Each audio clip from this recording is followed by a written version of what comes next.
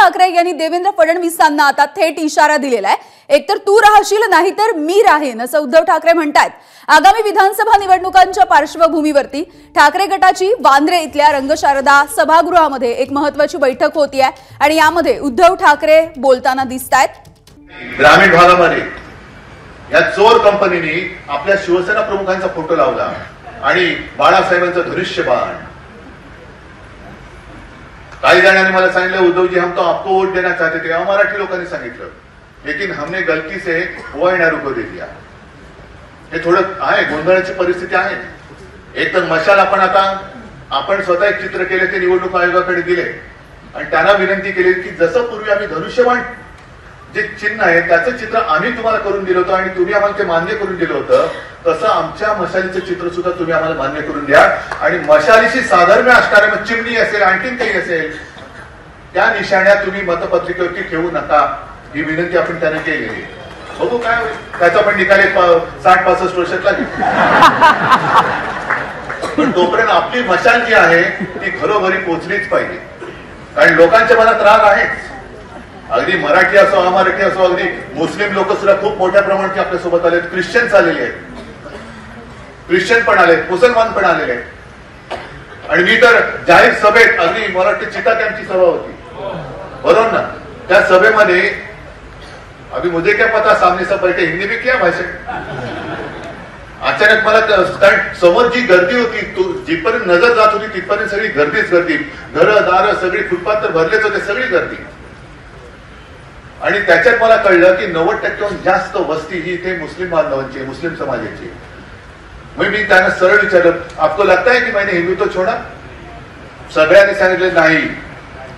मग मी त्यांना सांगितलं क्या मेरा हिंदुत्व आपको मंजूर है या नहीं, सगळे म्हणाले हो।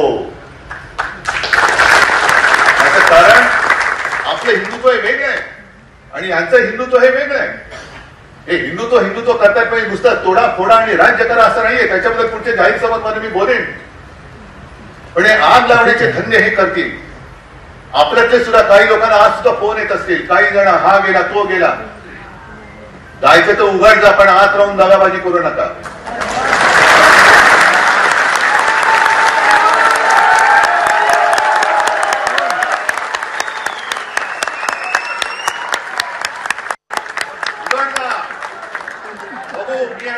माझ्या शिवसेना प्रमुखांनी जोडून दिलेले शिवसैनिक राहतील, त्यांना घेऊन मी लढाई जिंकून दाखवतो।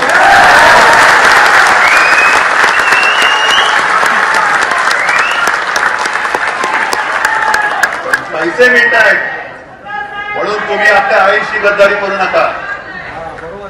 नगरसेवक माझी नगरसेवक जात आहेत, जा आत्ताच जा, ज्यांना जायचं त्यांना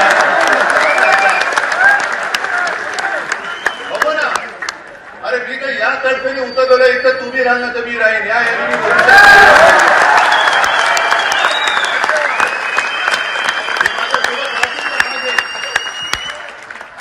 समोर राहतील ते समोरचे माझे शत्रू।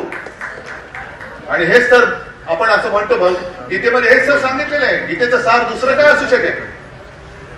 ज्या वेळेला अर्जुनाने पाहिलं की अरे माझे सगळे सोयरे माझे नातेवाईक माझ्या समोर आहेत, यातना होणं स्वाभाविक आहे, मलाही यातना होत नसतील। कालपर्यंत माझ्या घरामधली सगळी लोक हे माझ्या घरावरती चालून येत आहेत। अगदी त्या अनिल देशमुखांनी सांगितले की कसं मला आणि आदित्यला तुरुंगात टाकण्यासाठी या फडणवीसाचे डाव होते, सगळं मी सहन करून जिद्दीने उभा राहिलेला आहे। तर तू तरी राहशील तर मी तरी राहील।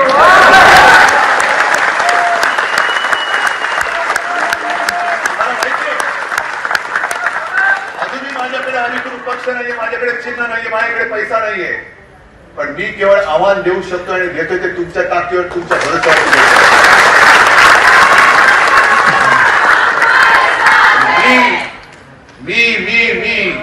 मी म्हणजे मी नाही, मी म्हणजे तुम्ही आहात। दिल्लीच्या छातीमध्ये धडकी भरली आहे ती उद्धव ठाकरेची नाही, माझं मत आहे ते सुप्रीम कोर्टाचा निकाल आहे तो लागेल, पण आता मशालीचा प्रचार हा घरोघरी करा। कारण अनेक ठिकाणी ग्रामीण भागामध्ये या चोर कंपनीने आपल्या शिवसेना प्रमुखांचा फोटो लावला आणि बाळासाहेबांचं धनुष्यबाण। काही जणांनी मला सांगितलं उद्धव जी हम तो आपको वोट देना चाहते थे, मराठी लोकांनी सांगितलं, लेकिन हमने गलती से हुआ एनआरओ को दे दिया। हे थोडं आहे, गोंधळाची परिस्थिती आहे। एक तर मशाल आपण स्वतः एक चित्र केले, ते निवडणूक आयोगाकडे दिले आणि त्यांना विनंती केली की जसं पूर्वी आम्ही धनुष्यबाण जे चिन्ह आहे त्याचं चित्र आम्ही तुम्हाला करून दिलं होतं आणि तुम्ही आम्हाला ते मान्य करून दिलं होतं, तसं आमच्या मशालीचं चित्र सुद्धा तुम्ही आम्हाला मान्य करून द्या आणि मशालीशी साधर्म्य असणारे, मग चिमणी असेल आणखीन काही असेल, त्या निशाण्या तुम्ही मतपत्रिकेवरती ठेवू नका, ही विनंती आपण त्यांना केलेली। बघू काय होईल, त्याचा पण निकाल 60-65 वर्षात लागेल। पण तोपर्यंत आपली मशाल जी आहे ती घरोघरी पोहोचलीच पाहिजे, कारण लोकांच्या मनात राग आहेच। अगदी मराठी असो, अमराठी असो, अगदी मुस्लिम लोक सुद्धा खूप मोठ्या प्रमाणात आपल्यासोबत आलेत, ख्रिश्चन्स आलेले आहेत, ख्रिश्चन पण आलेत, मुसलमान पण आलेले आहेत। आणि मी तर जाहीर सभेत, अगदी मराठी चिटा कॅम्पची सभा होती, बरोबर ना, त्या सभेमध्ये अभी मुझे क्या पता सामने सब बैठे, हिंदी में क्या भाषण, अचानक मला, कारण समोर जी गर्दी होती, जिथपर्यंत नजर जात होती तिथपर्यंत सगळी गर्दीच गर्दी, घरं दारं सगळी, फुटपाथ तर भरलेच होते, सगळी गर्दी। आणि त्याच्यात मला कळलं की 90% जास्त वस्ती ही इथे मुस्लिम बांधवांची, मुस्लिम समाजाची। मग मी त्यांना सरळ विचारलं, आपको लगता है की मैंने हिंदुत्व छोड़ा? सगळ्यांनी सांगितले नाही। मग मी त्यांना सांगितलं, क्या मेरा हिंदुत्व आपको मंजूर है या नहीं? सगळे म्हणाले हो। याचं कारण आपलं हिंदुत्व हे वेगळं आहे आणि यांचं हिंदुत्व हे वेगळं आहे। हे हिंदुत्व करतात, पण नुसतं तोडा फोडा आणि राज्य करा असं नाहीये, त्याच्याबद्दल पुढच्या जाहीर सभांमध्ये मी बोलेन। पण हे आग लावण्याचे धंदे हे करतील। आपल्यातले सुद्धा काही लोकांना आज सुद्धा फोन येत असतील, काही जण हा गेला तो गेला, जायचं तर उघड जा, पण आत राहून दगाबाजी करू नका।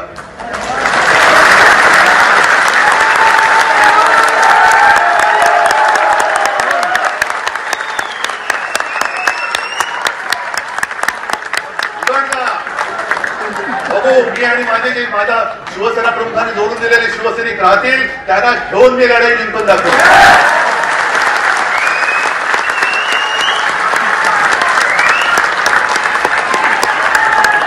पैसे मिळत आहेत म्हणून तुम्ही आपल्या आईशी गद्दारी करू नका। नगरसेवक, माजी नगरसेवक जात आहेत, जा आत्ताच जाणं जायचं त्यांना, बघू ना। अरे मी काही या तर्फेने उतरलेलं, इथं तुम्ही राहाल ना तर मी राहीन, या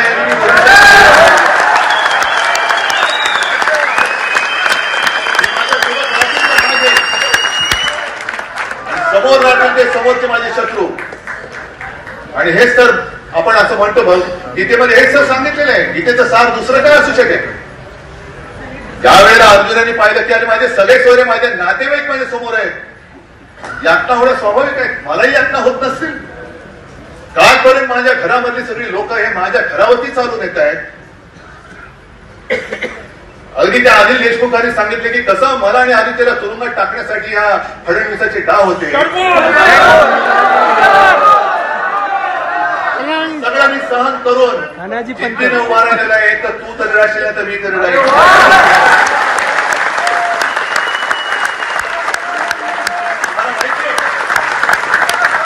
अजूनही माझ्याकडे अधिकृत पक्ष नाहीये, माझ्याकडे चिन्ह नाहीये, माझ्याकडे पैसा नाहीये, पण मी केवळ आव्हान देऊ शकतो आणि देतोय ते तुमच्या ताकदीवर, तुमच्या भरोश्यावर।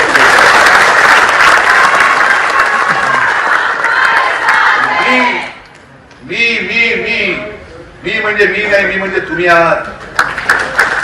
दिल्लीच्या छातीमध्ये धडकी भरली आहे ती उद्धव ठाकरेची नाही, ती माझं मत आहे ते सुप्रीम कोर्टाचा निकाल आहे तो लागेल, पण आता मशालीचा प्रचार हा घरोघरी करा। आणि याच विषयी बोलूयात, आमचे प्रतिनिधी वेदांत नेव आपल्यासोबत जोडले गेलेले आहेत। वेदांत, आपण बघतोय रंगशारदा सभागृहामध्ये उद्धव ठाकरे हे आपल्या शाखा प्रमुखांना मार्गदर्शन करतायत आणि त्याच वेळेला त्यांनी देवेंद्र फडणवीसांना एका अर्थाने इशारा दिलेला आहे आणि दुसरीकडे भावनिक आवाहन सुद्धा ते या विधानसभा निवडणुकीसाठी करताना दिसतात। एक तयारीच्या दृष्टिकोनातून यामिनी हा सगळा मेळावा होता, ज्यामध्ये शाखा प्रमुखांना बोलवलं होतं आणि विधानसभा निवडणुकीची तयारी नेमकी कशी करायची या संदर्भात ते बोलत होते। जसं आपण भाषणामध्ये ऐकलं, भाषणाचा हा काही भाग आहे, मात्र आपण संपूर्ण जर भाषण समजून घेतलं तर थेट त्यांनी नरेंद्र मोदी यांना आव्हान दिलेलं आहे। त्यांचं असं म्हणणं आहे की लोकसभेप्रमाणे तुम्ही आता विधानसभेला सुद्धा प्रचार रॅली करा किंवा तुम्ही प्रचार सभा घ्या, उरली सुरली जी उर्मी आहे ती सुद्धा आम्ही तुम्हाला तुमची काढू, अशा प्रकारचं एक आक्रमक भाषण उद्धव ठाकरे यांनी केलं, त्याशिवाय त्यांनी देवेंद्र फडणवीस यांना सुद्धा इशारा दिला आणि एक प्रकारे आपल्या सगळ्या ज्या कार्यकर्ते आहेत, जे शाखा प्रमुख आहेत, त्यांना पूर्णपणे उत्साह भरवण्याचं काम आजच्या या भाषणामध्ये आपल्याला केलेलं पाहायला मिळालं। त्यासोबतच धारावीचा मुद्दा असेल किंवा मग मुंबई महापालिका, MMRDAचे मुद्दे, असे अनेक मुद्दे त्यांनी यामध्ये घेतलेले आहेत आणि थेट महायुतीतील जे बडे नेते आहेत, त्यासोबतच केंद्रातले भाजपचे जे मोठे नेते आहेत, त्यांना त्यांनी थेट इशारा दिलेला आहे आणि आम्ही लढायला तयार आहोत। त्यासोबतच त्यांनी हे पण सांगितलं की जे जात आहेत त्यांनी खुशाल जावं, समोरून जावं, त्यांनी गद्दारी करू नये, अशा प्रकारचं त्यांनी त्यांच्या भाषणामध्ये सांगितलं। आणि इतकंच नाही तर त्यांनी हे सुद्धा सांगितलं की मी लढायला उतरलेलो आहे, एक तर तुम्ही राहाल किंवा मी राहील, अशा प्रकारचं आक्रमक वक्तव्य सुद्धा त्यांनी या भाषणामध्ये केलंय। त्यामुळे एकंदरीत एकीकडे उत्साह वाढवण्याच्या दृष्टिकोनातनं शाखा प्रमुखांच्या आणि त्याशिवाय तयारीला लागण्याच्या दृष्टिकोनातनं हे भाषण उद्धव ठाकरेंनी आजच्या रंगशादाच्या मेळाव्यात केलेलं आहे। सोबतच एक भावनिक आवाहन सुद्धा या निमित्तानं आपल्याला या सगळ्या मेळाव्यात केलेलं पाहायला मिळतंय। हो, अगदी वेदांत, तुम्ही सांगता त्या पद्धतीने भावनिक आवाहन आहे, त्यासोबतच येत्या विधानसभेसाठी कामाला लागण्याच्या सूचना त्यांनी दिलेल्या आहेत। जे चिन्ह आहे, मशालीचं चिन्ह, ते घराघरामध्ये पोहोचवा असं सुद्धा त्यांनी म्हटलंय।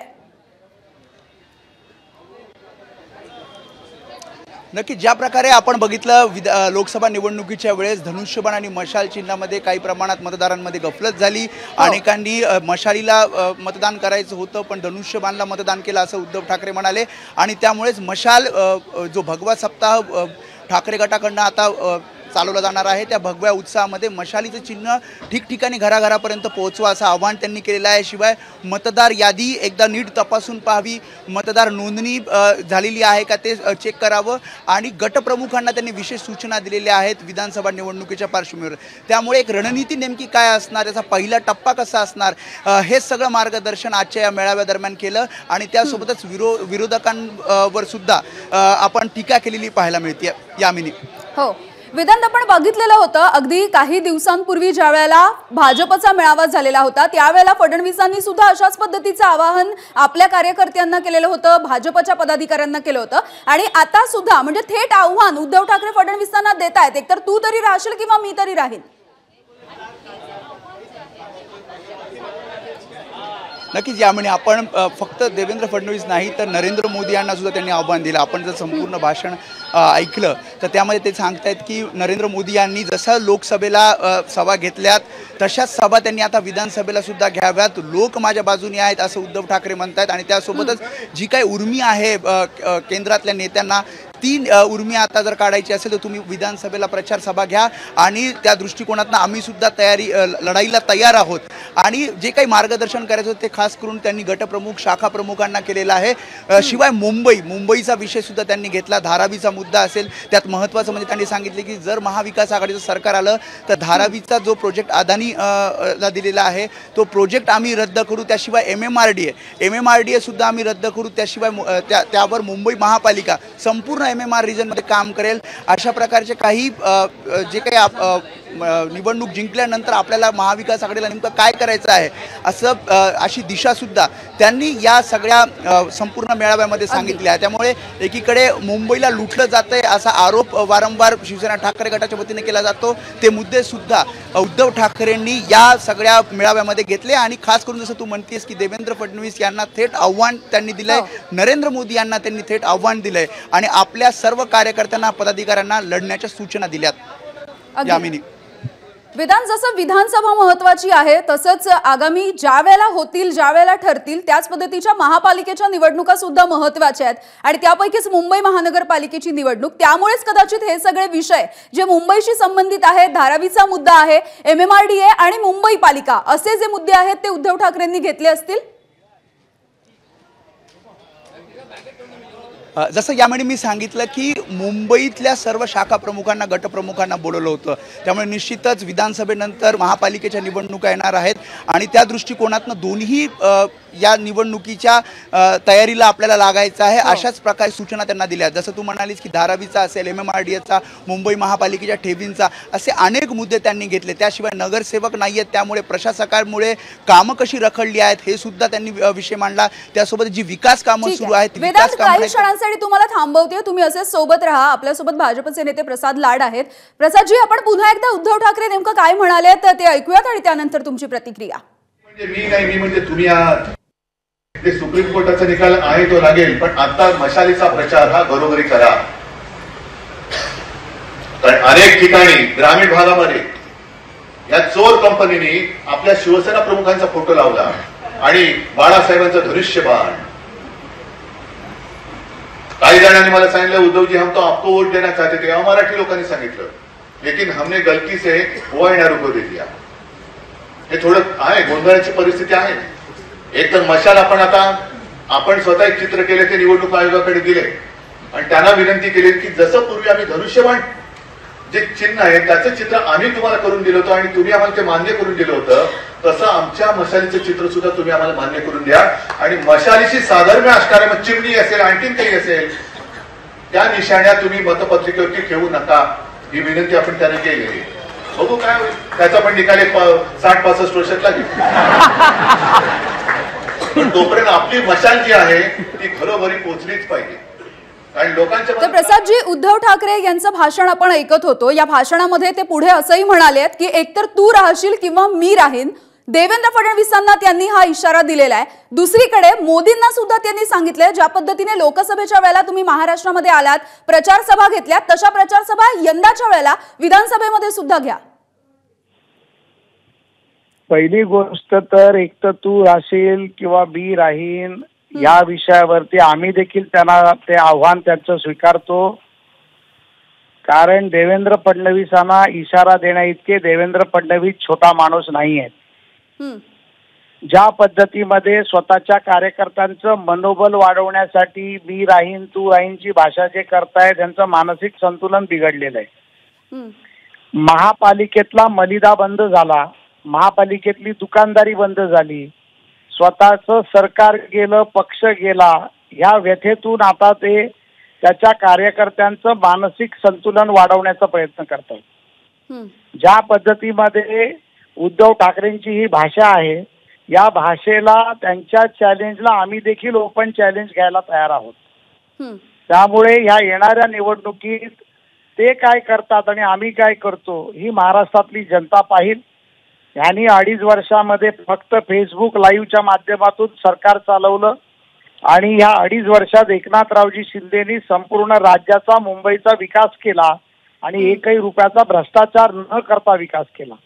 कोस्टल रोड असेल, अटल सेतू असेल, सीलिंक रोड असेल, मुंबईतले विकास असतील, राज्यातला विकास असेल, समृद्धी महामार्ग असेल, इंडस्ट्रीचे डेव्हलपमेंट असतील, या सर्व विषय माननीय देवेंद्रजींच्या नेतृत्वात या राज्यात आले. त्यामुळे उद्धव ठाकरेंचं मानसिक संतुलन आता बिघडलेलं आहे. शरद पवारांकडनं काहीतरी चुकीचं मार्गदर्शन घेऊन उद्धव ठाकरे आता या भाषेवर आले आहेत. त्या भाषेला आम्ही घाबरत नाही. ते ज्या पद्धतीत भाषा वापरतील त्या भाषेतलं आव्हान आम्ही त्यांचा सन्मान ठेवून स्वीकारायला तयार आहोत, मी आपल्याला सांगतो. बरं प्रसादजी, त्यांनी असंही म्हटलंय की मुंबईसाठी BMC पुरेशी आहे आणि जर आमचं सरकार आलं तर MMRDA आम्ही बंद करणार आहोत.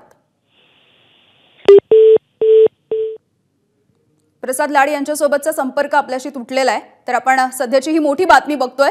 उद्धव ठाकरे यांनी देवेंद्र फडणवीसांना इशारा दिलाय, तर दुसरीकडे भाजपचे नेते सुद्धा उद्धव ठाकरे यांनी दिलेलं आव्हान आता स्वीकारतायत. ABP माझा, उघडा डोळे बघा नीट.